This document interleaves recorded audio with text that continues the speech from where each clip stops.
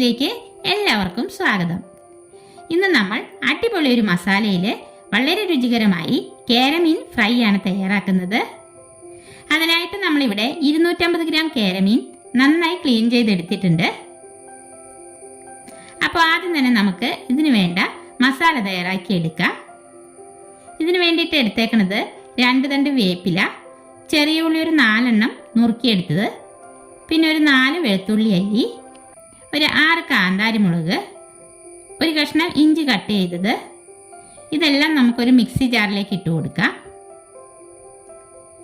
പിന്നെ ഇതിലേക്ക് ഒരു നുള്ളി പെരിഞ്ജീരകവും ഒരു നുള്ളി കായപ്പൊടിയും ചേർത്ത് കൊടുക്കണ്ട കേട്ടോ.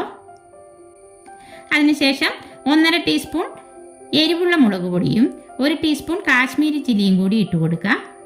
പിന്നെ ഇതിലേക്ക് 1 ടീസ്പൂൺ വിനാഗിരിയും 1 ടീസ്പൂൺ വെളിച്ചെണ്ണയും കൂടി ചേർത്ത ശേഷം 1 സ്പൂൺ കോൺഫ്ലവറും 1 സ്പൂൺ നൈസ് അരിപ്പൊടിയും കൂടി ചേർത്ത് കൊടുക്കുന്നുണ്ട്.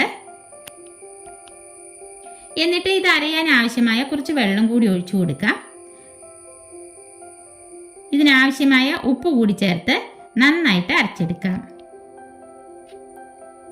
ഇതാ നമ്മളിത് നന്നായിട്ട് അരച്ചെടുത്തുകൊണ്ട് വന്നിട്ടുണ്ട്. ഇതിൻ്റെ ഉപ്പൊന്ന് കറക്റ്റാണോ എന്ന് നോക്കാം.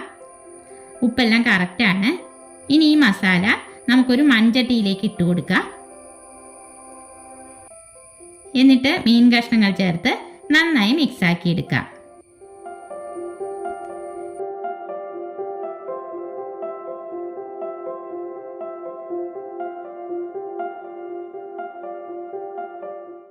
ഇത് നമുക്കൊരു 15 മിനിറ്റ് റെസ്റ്റ് ചെയ്യാൻ വെക്കാം. സമയമുണ്ടെങ്കിൽ ഒരു അരമണിക്കൂർ വച്ചിരുന്നാലും നല്ല കേട്ടോ. ഇനി നമുക്കിത് ഫ്രൈ ആക്കി എടുക്കാം. ഒരു പാൻ അടുപ്പത്ത് വെച്ച് ചൂടായി വരുമ്പോൾ വെളിച്ചെണ്ണ ഒഴിച്ച് അതിലേക്ക് 2 തണ്ട് വേപ്പില ഇട്ട ശേഷം നമുക്ക് മീൻ കഷ്ണങ്ങൾ ഓരോന്നായി ഇട്ട് കൊടുക്കാം. എന്നിട്ട് മീഡിയം ഫ്ലെയിമിൽ വെച്ച് ഒരു വശം ഒന്ന് ഫ്രൈ ആയി വരുമ്പോൾ മറിച്ചിട്ട് കൊടുത്ത് നമുക്ക് മറുവശവും ഫ്രൈ ആക്കി എടുക്കാം. ഇതാ ഇപ്പോൾ മീൻ പാകമായി വന്നിട്ടുണ്ട്. നമുക്കിത് എണ്ണയിൽ നിന്ന് കോരി മാറ്റാം. എന്നിട്ട് ബാക്കിയുള്ള മീൻ കൂടി ഫ്രൈ ചെയ്തെടുക്കാം.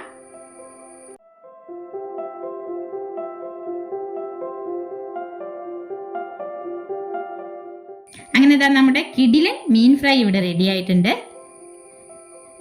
അടിപൊളി ടേസ്റ്റാണ് കേട്ടോ. അപ്പോൾ ഇനി മീൻ വാങ്ങുമ്പോൾ ഏത് മീനായാലും ഇതുപോലെ ഈ രീതിയിൽ മസാല ചേർത്ത് ഒന്ന് തയ്യാറാക്കി നോക്കൂട്ടോ. അപ്പോൾ ഇന്നത്തെ നമ്മുടെ മീൻ ഫ്രൈയുടെ വീഡിയോ എല്ലാവർക്കും ഇഷ്ടപ്പെട്ടെങ്കിൽ ലൈക്ക് ചെയ്യാനും ഷെയർ ചെയ്യാനും സബ്സ്ക്രൈബ് ചെയ്യാനും മറക്കല്ലേ. അടുത്ത വീഡിയോയിൽ നമുക്ക് വീണ്ടും കാണാം.